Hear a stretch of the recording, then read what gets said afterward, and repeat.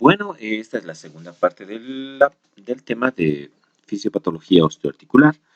Bueno, estoy tratando de hacer esta división entre unos 20 y 25 minutos para que el video no se haga muy largo y ustedes lo puedan ver tal vez en diferentes partes y así no tengan que cargar mucho o no tengan problemas para cargar el video a través de YouTube, ¿no? Bien, entonces, nos habíamos quedado en esta parte de la división o clasificación de las articulaciones por su forma. Habíamos coincidido en que todas estas son articulaciones sinoviales y que generan gran movimiento.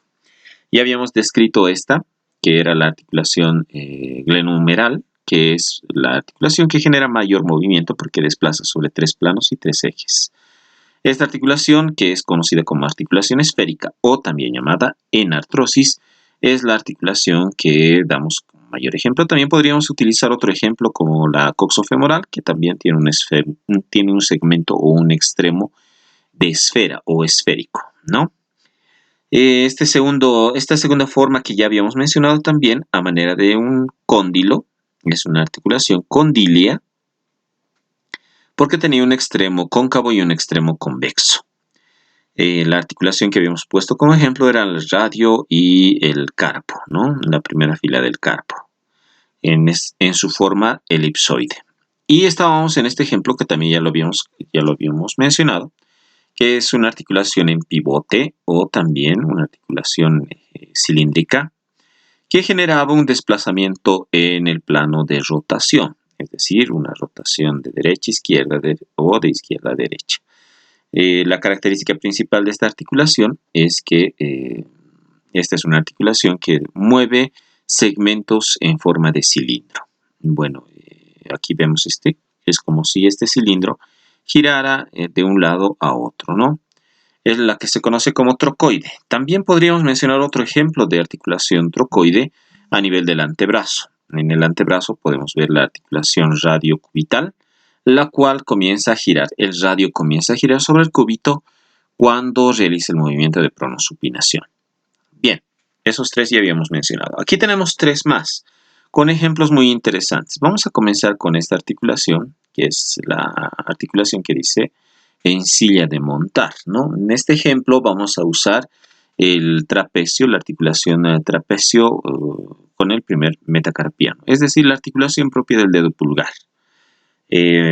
Aquí podemos hablar de un desplazamiento en forma de jinete o silla de montar, o también podemos hablar, si ustedes quieren el ejemplo, como en un jinete cabalgando un caballo, ¿no? A veces, si alguno de ustedes se ha subido a un caballo, va a notar que puede caerse de lado a lado, ¿no? ¿Por qué? Porque las piernas del jinete están pegadas al tronco del caballo, entonces puede irse de lado a lado para poder caerse. Sin embargo, cuando el caballo galopa, pues el cuerpo del jinete se desplaza de adelante hacia atrás, de adelante hacia atrás. Entonces tiene 2 formas de movimiento. Puede ir de adelante a atrás o como desplazarse de lado. En este caso, en esta articulación, los desplazamientos o movimientos que realiza son en 2 planos. Realiza el dedo pulgar, un movimiento de flexión, extensión y también de separación, que es abducción y aducción, ¿no? Separación y acercamiento, abducción y aducción. Bien, el cuarto ejemplo lo tenemos aquí a nivel del codo. Es prácticamente, si ustedes ven la imagen aquí, es una articulación de bisagra, es decir, no estamos hablando en este caso del radio y del cúbito, porque el radio y el cúbito es una articulación condilia, como esta que está a su lado, ¿no? Esta que utilizábamos como ejemplo el radio y el carpo. Pues aquí tenemos algo similar entre el radio y el húmero. Aquí la cabeza del radio con el cóndilo humeral. Es decir, como si la cabeza del radio tuviese una corona y descansa sobre esta corona el cóndilo del radio. Aquí tenemos una articulación condilia, pero de la que tenemos que dar el ejemplo en esta articulación en forma de bisagra o también llamada en forma de polea, es una articulación troclear. Es decir, que tenemos una tróclea o un segmento a manera de una tróclea que va a formar como una especie de polea, ¿no? Un desplazamiento en un solo plano, de movimiento. En este caso, a nivel del codo, es de flexión y extensión.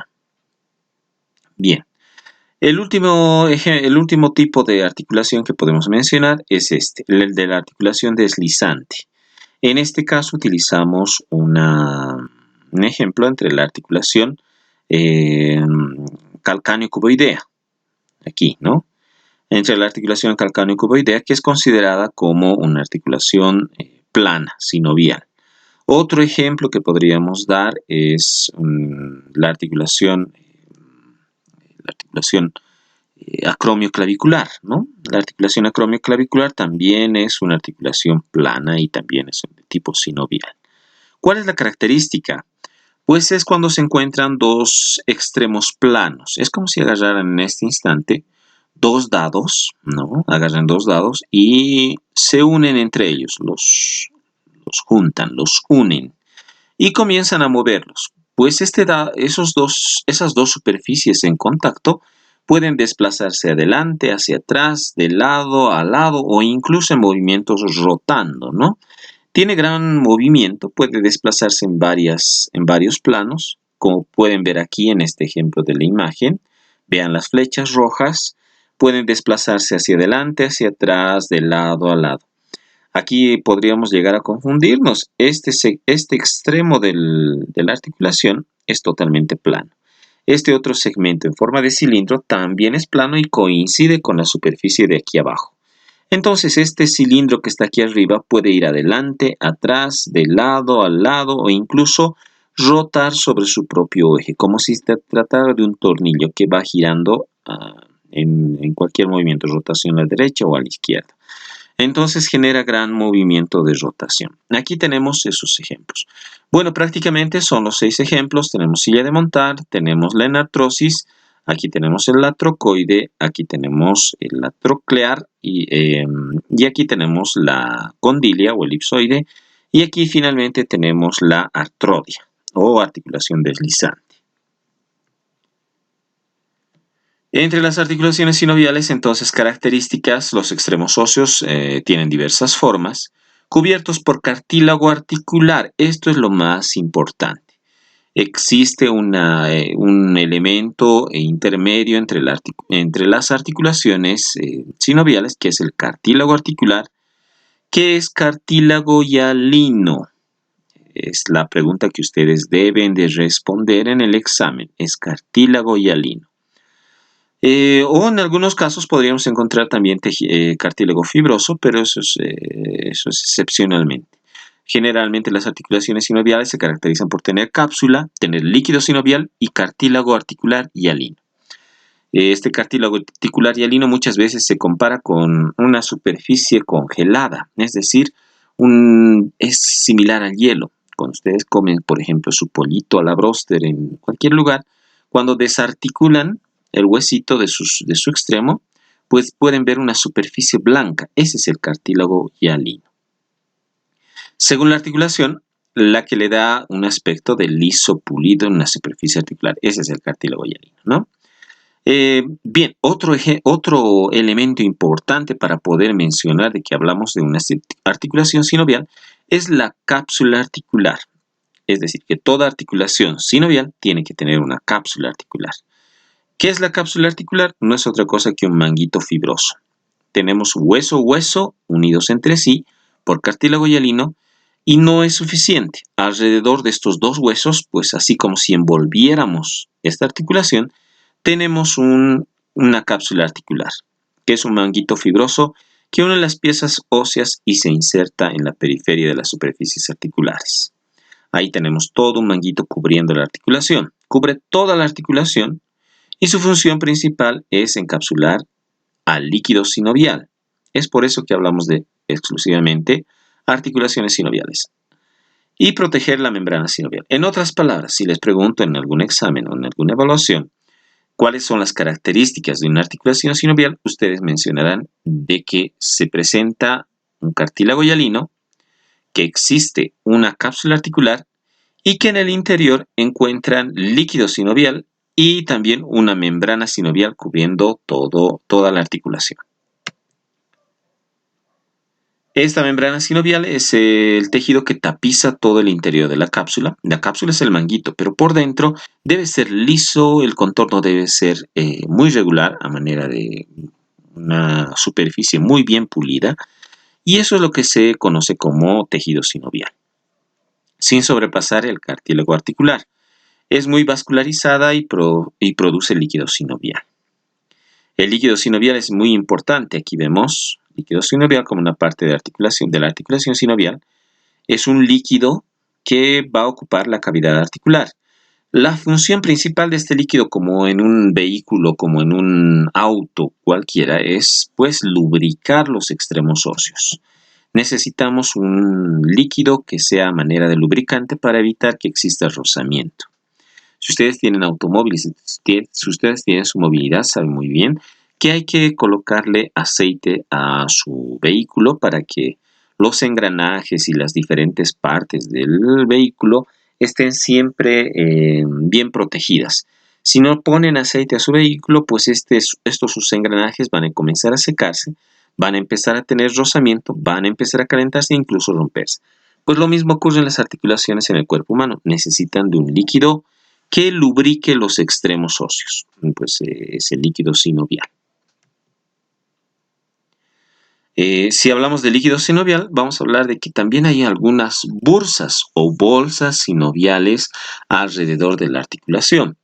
Una bolsa sinovial o bursa sinovial es un saco lleno de fluido forrado por una membrana sinovial con una capa capilar interior de fluido viscoso. Es una bolsita pequeña de líquido sinovial. Bueno, este líquido es un poco ceroso, es un poco graso, ¿no? Y tiene una función esencial. Proporciona una especie de cojín para los huesos y tendones. Si nos vamos al ejemplo del hombro, en el hombro vamos a tener la articulación acromioclavicular que va a estar en una situación por encima de los tendones del manguito rotador. Eso quiere decir que si el manguito del rotador al momento de realizar un movimiento de rotación o abducción, pues comienzan a desplazarse, a moverse debajo de la articulación acromioclavicular. Si no tuviésemos una bursa ahí que empiece a amortiguar este rozamiento, pues los músculos comenzarían a hacer fricción contra la articulación y terminarían inflamándose. Entonces la bursa está en medio, es como tener un colchoncito, un pequeño colchón debajo de la articulación y por encima de los tendones del manguito rotador. Lo que hacen es proporcionar un cojín. Lo que hacen es proporcionar un elemento que evite rozamiento. Están llenos de fluido sinovial y se encuentran alrededor de casi todas las principales articulaciones del cuerpo, sobre todo aquellas que generan gran movimiento, como por ejemplo el hombro, las rodillas, el codo, la cadera, etc., ¿no? Aquí vemos todos esos elementos en esta figura. Vamos a ver primero el músculo. ¿Por qué es importante en este ejemplo poner al músculo? Por la parte tendinosa. Aquí el músculo se contrae y se relaja, es decir que su tendón, su estructura se desplaza hacia arriba y hacia abajo, cambia de longitud. Chocaría con el hueso o por lo menos chocaría con la cápsula articular. Pero para evitar este rozamiento, aquí ven, está la bursa. La bursa sinovial evita este rozamiento entre el músculo y el hueso. Nos vamos directamente a la articulación. Aquí en la articulación lo primero y lo más resaltante es la cápsula articular. Vean, aquí tenemos una cobertura a toda la articulación. Dentro de la cápsula articular, aquí tapizando todo el interior, se encuentra la membrana sinovial. Y por dentro, es decir, dentro de la membrana sinovial, pues ahí está flotando el líquido sinovial a manera de un tejido lubricante, para que estos dos huesos no choquen con mucha fuerza. Aquí los huesos también van a tener una protección, que no es otra cosa más que el cartílago articular o el cartílago hialino que está cubriendo toda la superficie del contorno de los huesos, en los dos, ¿no? Ahí tenemos cartílago articular. Bien, hay algunas estructuras que también se pueden adicionar a esta articulación, como por ejemplo ligamentos que van a estabilizar esta articulación. Ahí tenemos tres tipos de ligamentos. Bueno, eso lo vamos a ver más adelante. Y también los tendones que forman parte de las estructuras que estabilizan la articulación. Son estabilizadores de tipo dinámico. Bien, esto nos va a llevar a entender la biomecánica ósea y articular. Aquí podemos mencionar que existen, que tenemos que definir en primera instancia qué es cinética, por ejemplo. Cinética es el esqueleto, vamos a partir del esqueleto humano como el sistema compuesto de palancas. La cinética va a ser el estudio del movimiento de la estructura conocida como el esqueleto. Y en el esqueleto vamos a encontrar un sistema compuesto por palancas. Descripción del movimiento humano, que es la cinética, incluye el sistema de palancas, las articulaciones e implementos deportivos, excluyendo las fuerzas que inducen al movimiento. Se conoce como cinemática, ¿no? Eso es lo que es la cinemática. Pero lo que más nos interesa probablemente van a ser esos estudios acerca de cinemática lineal y cinemática angular. Vamos a comenzar con la cinemática lineal. La descripción del movimiento que se realiza en una línea recta. En este caso, o en esta, se encuentran la cinemática de la traslación y el movimiento lineal. Aquí podemos mencionar un desplazamiento y un movimiento en una sola dirección. Ahora tenemos la cinemática angular, que es la descripción del movimiento que se lleva a cabo alrededor de un punto fijo o de un eje, es decir, tenemos un eje central, un centro de giro, en el cual existe un giro o rotación que mantiene la posición interior y exterior del cuerpo. Aquí ya no hablamos de un movimiento en una sola dirección, aquí hablamos de un movimiento de rotación o de giro. En esta se encuentra la cinemática de la rotación o movimiento angular. Bien, esas eran las dos formas de cinemática. Lo siguiente es entender qué es cinética. Cinética es la ciencia que estudia las fuerzas que inducen a la variedad de movimientos. Hace un momento habíamos visto que en la cinemática lo que se estudia son las palancas, pero la cinética es la que estudia las fuerzas para mover estas palancas. En este caso es la ciencia que estudia las fuerzas que inducen a la variedad de movimientos que pueden ejecutar el cuerpo humano y las fuerzas que lo provocan. Se entiende por fuerza aquella que empuja o tracciona un cuerpo A sobre un cuerpo B. En otras palabras, es el estudio de las fuerzas para generar un movimiento. Aquí vamos a encontrar entonces dos tipos de fuerzas para poder mover esas estructuras. En este caso vamos a encontrar una fuerza externa. ¿Cuál es esa fuerza externa? Es la fuerza ejercida por un objeto que se encuentra fuera del cuerpo, ¿no? En este caso, como estamos hablando de pacientes, ustedes son fisioterapeutas, muchas veces van a tener que movilizar una articulación para ver si ésta tiene algún tipo de limitación. Es decir, el paciente está en la camilla y ustedes comienzan a mover diferentes articulaciones, cadera, rodilla, codo, hombro, empiezan a movilizar. El paciente no está realizando ningún tipo de esfuerzo o movimiento. Hay una fuerza externa que está provocando el movimiento del hombro de ese paciente. Esa fuerza externa son ustedes, ¿no? Ustedes están generando ese desplazamiento. Pero también encontramos fuerzas internas. Las fuerzas internas son las fuerzas que actúan sobre el cuerpo y se originan dentro del cuerpo. Se generan mediante las tensiones y contracciones que producen los músculos esqueléticos. Es decir, que un músculo, bueno, aquí ya estamos en el mismo ejemplo, el paciente está acostado en la camilla y ustedes le piden al paciente que levante el brazo, que movilice el hombro. En este caso, el paciente, si lo puede hacer, va a mandar una orden a estos músculos para que esos músculos se contraigan y empiecen a generar el movimiento. Pues aquí hay fuerzas internas generadas por los músculos.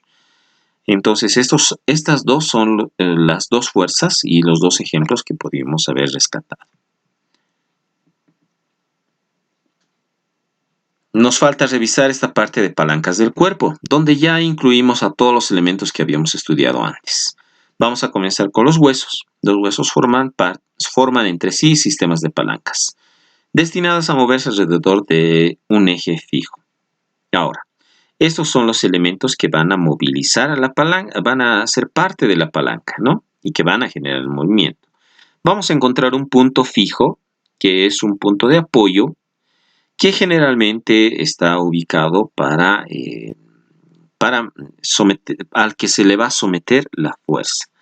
vamos a encontrar los músculos como principales actores de la fuerza muscular, los que van a generar la potencia, el movimiento.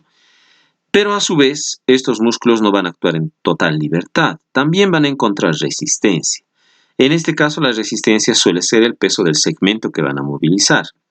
Les doy un ejemplo, ustedes que les gusta hacer tanto ejercicio, entonces agarran con su mano una mancuerna. Pues la fuerza está generada por la contracción del bíceps. El punto de apoyo es la articulación y la fuerza de resistencia pues es el peso de la mancuerna, es el peso del segmento que ustedes están movilizando. Comenzaremos a desglosar cada una de las palancas. Vamos a mencionar la primera palanca, que es la palanca de primer género, o llamada también palanca de equilibrio. ¿Cuál es la característica? O palanca de interapoyo también. ¿Cuál es la característica? Que tiene un punto de apoyo entre la potencia y la resistencia. Si nos vamos a este ejemplo, aquí, vean el ejemplo de la imagen, este triángulo representa el punto de apoyo. Y encontramos a los dos elementos, la potencia y la resistencia, a ambos lados, ¿no? Ejemplos en el cuerpo humano. La articulación atlanto-occipital. También podría ser la articulación coxofemoral y la articulación del codo en extensión. Precisamente lo que les había mencionado hace un momento, ¿no? En este caso, la polea está ejerciendo fuerza para desplazar esta tabla hacia arriba, ¿no? De alguna manera se está jalando, se está traccionando este tablón hacia arriba. Sin embargo, aquí en este otro extremo encontramos un elemento que ofrece resistencia, que es un resorte. Este resorte ofrece resistencia porque no está permitiendo el desplazamiento libre de esta tabla, en este columpio, ¿no? La palanca de primer género, aquí la articulación occipitotoroidea, aquí está el ejemplo, ¿no? Este es uno de los ejemplos. Ubicamos primero el apoyo, que está en forma de F, bueno, la letra F. Aquí ven la articulación misma como el punto de apoyo exclusivo. Y vamos a ejercer una contracción de este músculo, que es considerado como un músculo paravertebral, ¿no? Que es un músculo que va a generar un movimiento de extensión a nivel de la columna cervical. Entonces, el músculo se contrae y comienza a elevar la cabeza como si el paciente estuviese mirando hacia el techo, ¿no? Entonces se mueve y se extiende la columna cervical. ¿Cuál es el elemento de resistencia? Aquí vemos la R. En este caso, el peso de los huesos de la cara y todos los elementos que se encuentran en la parte anterior del cráneo. Aquí tal vez el elemento importante son los maxilares, que son los huesos más grandes y que van a generar mayor peso. Además, aquí tenemos otros órganos y demás. Pero el rostro o la cara en relación de huesos y órganos, pues generan un peso y están generando una resistencia a la acción de este músculo. Entonces aquí tenemos la primera palanca de primer género y cumple con todos los elementos para considerarla como palanca de primer género. La palanca de segundo género, que es la palanca de fuerza o interresistencia, es la palanca que se encuentra entre la potencia y el punto de apoyo. Es bastante raro en el cuerpo humano, pero el ejemplo que podemos dar es la articulación crurotalar. Bueno, aquí tenemos la palanca del segundo género, una característica interesante. Nuevamente aquí el punto de apoyo es este triángulo, ¿no? Y aquí vemos que la fuerza se encuentra ejerciendo una fuerza para desplazar hacia adelante, hacia arriba, hacia arriba. Pero aquí tenemos en medio del apoyo y en medio de la potencia, pues tenemos la resistencia. En este caso, ¿qué es lo que está generando este resorte? Pues está impidiendo el desplazamiento hacia arriba del tablón. Entonces la resistencia es este resorte, ¿no? Vamos a ver ese ejemplo aquí a nivel del tobillo.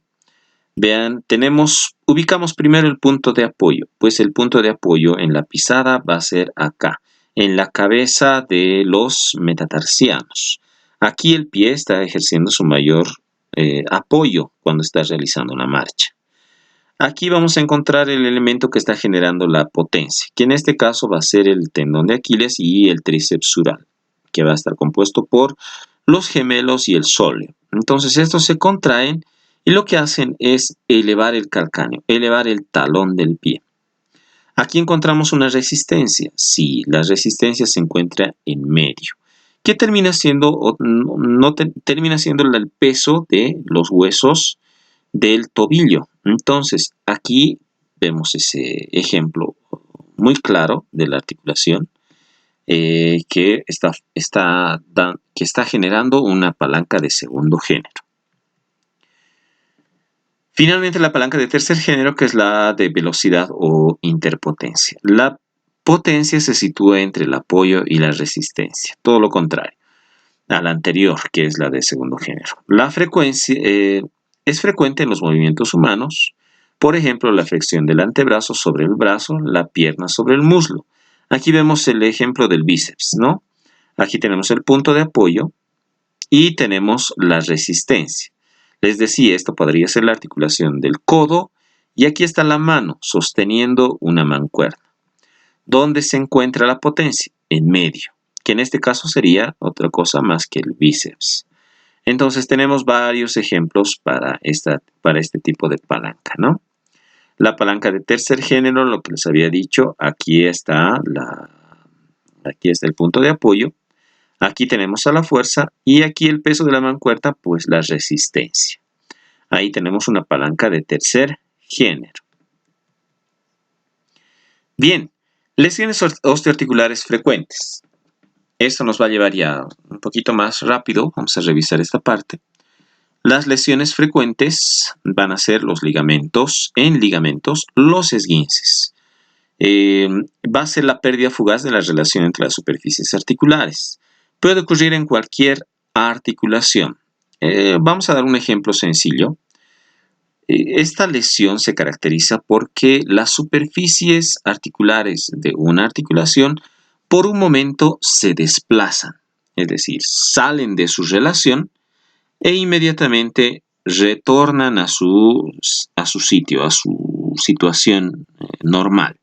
Sin embargo, en ese movimiento en el que pierde la relación articular, pues lesionan cápsula, lesionan membrana sinovial, lesionan ligamentos, provocan hemorragias y daño en algunos tejidos relacionados a la articulación. Un ejemplo de un esguince podría ser, por ejemplo, a nivel del tobillo. Muchas veces ustedes se pueden imaginar, una de sus compañeras esta tarde está atrasada, su tobillo, está atrasada para un acontecimiento y empieza a correr para poder alcanzar y llegar a tiempo. Está vestida de gala con un taco de una plataforma de 15 centímetros y comienza a correr bajando por la calle Yanacocha, ¿no? Toda empinada. Y empieza a correr y empieza a arriesgarse a una lesión. Ahí es donde generalmente las mujeres, utilizando un taco o un zapato alto, terminan esguizándose el tobillo. Ahora los varones también, jugando fútbol, ¿no? Plantan el pie sobre el césped y los toperoles se han quedado incrustados en la tierra. Y en ese momento intentan hacer un movimiento de rotación, es decir, tratan de driblear, tratan de engañar al contrincante. Giran la rodilla y de pronto cambian de dirección. Pues en ese momento, como los toperoles se quedaron en el piso, se quedaron incrustados con el pie en la tierra, pues lo único que gira es la rodilla. Y al girar, pues termina saliendo de su superficie articular. En los dos casos, en el tobillo y en la rodilla, las articulaciones han vuelto a su posición original, pero en su salida ya han lesionado ligamentos, ya han lesionado tendones, la propia cápsula ha sido lesionada. Eso es un esguince. Se clasifican en tres tipos: el esguince de primer grado, segundo grado y tercer grado. En el primer grado hay una distensión parcial de un ligamento, es decir, que en ese momento, cuando se torsiona el tobillo, o en ese momento, cuando la rodilla se se movió de su sitio, pues generaron una lesión, pero no una lesión grave, solamente una distensión de pequeñas fibras a nivel de los ligamentos. En un segundo grado, ya hay una lesión de ligamentos considerable, ya hay una ruptura, pero no es una ruptura completa, es una ruptura parcial. Puede ser que esté abarcando una gran parte del ligamento, como puede ser que también esté sobrepasando el 50% de lesión de toda la estructura del ligamento. En un tercer grado ya es considerada una ruptura completa o una ruptura total del ligamento. En algunas ocasiones no solamente se rompe el ligamento, sino puede llegar a arrancar un trozo de hueso. Hay un desprendimiento de un fragmento del hueso. El ligamento se mantiene íntegro, pero se ha separado de la estructura grande del hueso, rompiendo una pequeña parte de él, ¿no? Ese tipo de fracturas o lesiones son las consideradas por avulsión. Bien, los signos y síntomas de un esguince son obviamente el dolor, porque hay varios tejidos lesionados, hay una limitación o impotencia funcional, obviamente la estructura ya se encuentra dañada, entonces no puede cumplir su función natural. Hay una hinchazón porque en el momento de la salida se han roto también algunos vasos sanguíneos, tal vez se rompió también parte de la cápsula y existe una hemorragia o un derrame del líquido sinovial. Hemorragia de algún vaso sanguíneo lesionado o derrame del líquido sinovial porque se ha lesionado la membrana y ha empezado a haber un derrame del líquido sinovial. Edema, obviamente cualquiera de las dos situaciones, ya sea en la hemorragia o en el derrame, pues va a aumentar de volumen el segmento. Hematomas, dependiendo de la severidad del esguince, si ustedes se dan cuenta, si el ligamento se encuentra roto parcialmente o totalmente, pues vamos a observar ya un hematoma o una coloración morada grande, ¿no? Y considerable. En un primer grado probablemente sí observemos la hemorragia y lo que va a provocar también es un hematoma, pero un hematoma un poco más circunscrito, más pequeño. Las luxaciones. Bueno, si bien en un esguince hubo una pérdida de relación, inmediatamente el hueso vuelve a su sitio. Pero en una luxación pasa todo lo contrario. Sí hay una pérdida total de la relación de las superficies, pero es permanente. Es decir, que el paciente permanece con sus huesos ya que han perdido su relación articular. El hueso puede salir de la cavidad articular, como ven en la imagen. Ha salido y se ha mantenido así, ¿no? Separado. ¿Cuáles son los signos y síntomas? Bueno, ahí lo pueden ver claramente en la imagen. Hay una deformidad. Pero empecemos desde el principio. Hay dolor obvio porque en esta salida ya se rompieron varios tejidos, ya hay un cuadro inflamatorio y de irritación nerviosa. Por eso es que tenemos dolor. Hay impotencia funcional absoluta. El paciente no va a poder movilizar ni descargar peso. Si es en el codo o en el miembro superior, no va a poder realizar ningún movimiento ni tampoco va a poder sostener ningún objeto. Hay un aumento del volumen. Esto obviamente hay una lesión y daño de tejido, entonces comienza a haber una hemorragia o un derrame. Hay una deformidad. Esta es la característica principal. Si ustedes quieren hacer una comparación con un esguince, obviamente al permanecer fuera de su relación cada hueso, pues existe una deformidad. Si nosotros agarramos este ejemplo de este tobillo, pues aquí podemos nosotros ubicar nuestro dedo y poder palpar fácilmente la superficie articular de la tibia. Una hemartrosis, que es sangre dentro de la cavidad articular. Obviamente si mencionamos claramente que la membrana sinovial es bastante vascularizada, está bien nutrida, pues cuando se lesiona comienza una hemorragia y esta hemorragia va a generar una cantidad de sangre en el interior de la articulación. Obviamente esta cantidad de sangre va a terminar coagulándose y formando también un hematoma. Las fracturas. Las fracturas obviamente es una lesión que va a afectar a los huesos. Es la lesión más frecuente que ustedes deben conocer ya. Yo espero que no hayan experimentado nunca este tipo de lesión porque es bastante dolorosa. es la pérdida de continuidad de un hueso, es decir, la pérdida de la relación del tejido de un hueso. Obviamente vamos a encontrar varios tipos, fracturas completas, incompletas y también clasificadas por sus formas.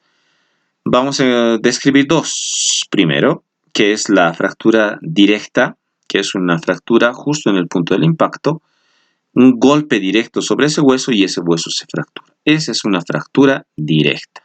Tenemos una fractura indirecta, que es una fractura a distancia del punto de impacto, como por ejemplo ocurre en los niños. Los niños van corriendo a gran velocidad, que están en la etapa de crecimiento, de también experimentar este tipo de situaciones, les encanta correr, corriendo y de pronto tropiezan y ponen las manos hacia adelante. Pues la fuerza del impacto probablemente sí se dé en la mano, pero viaja a través de todo el segmento hasta terminar a nivel de la clavícula. Entonces se fractura la clavícula porque es la estructura más pequeña y más vulnerable. Entonces ahí tenemos una fractura de tipo indirecto, porque la clavícula no sufrió ningún golpe. Fue la mano, pero la mano transfirió toda la fuerza del impacto hacia la clavícula. Hay diferentes tipos de fracturas. Estas fracturas se pueden clasificar por su forma también. Aquí vemos fracturas de tipo oblicua. Vamos a empezar desde el lado izquierdo hacia el lado derecho. Aquí vemos la fractura transversal, que es una fractura lineal de un contorno transversal.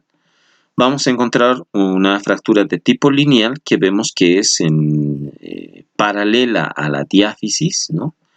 Tenemos fracturas oblicuas, que pueden ser oblicuas de dos tipos. Una fractura oblicua compuesta, que tiene una forma irregular.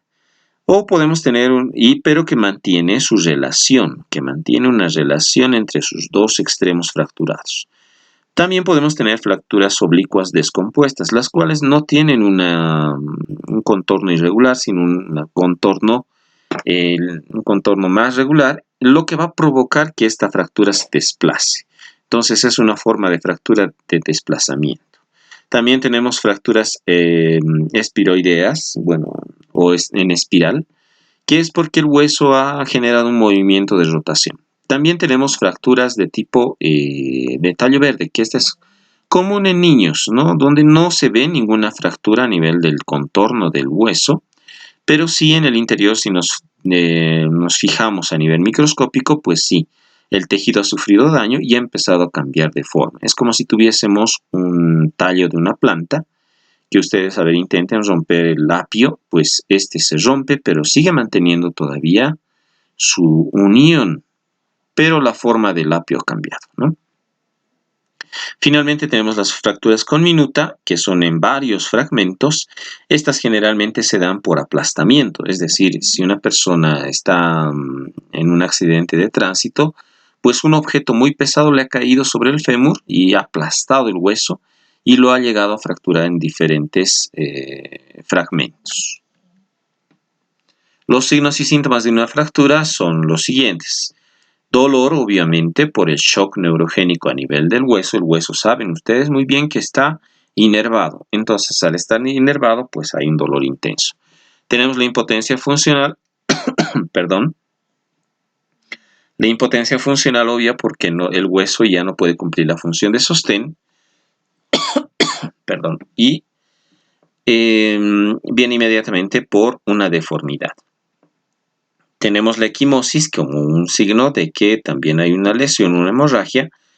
El crépito óseo es una característica interesante que se presenta en el inicio de la patología. El paciente va a escuchar un crépito, como si tronara el hueso, ¿no? Bueno, hay una movilidad anormal, hay un movimiento, un desplazamiento que no debería existir.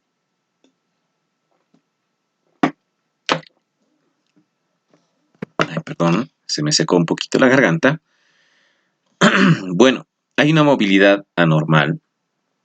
El pie está mirando hacia atrás, ¿no? Y eso no es normal, no es un movimiento normal que debería tener el pie. Entonces, esa forma de anormalidad es la que presentamos en una fractura. Hay una hemorragia interna, esto debido a hasta un shock hipovolémico podría ocurrir. Esto sobre todo en accidentes de tránsito donde hay varios huesos fracturados, ¿no? Bien, para concluir, bueno, esta es la última parte, la vamos a revisar ya en un tercer y último video, pero es una parte pequeña, entonces no va a ser muy extenso ese video. Bien, dejemos eso entonces para la tercera parte.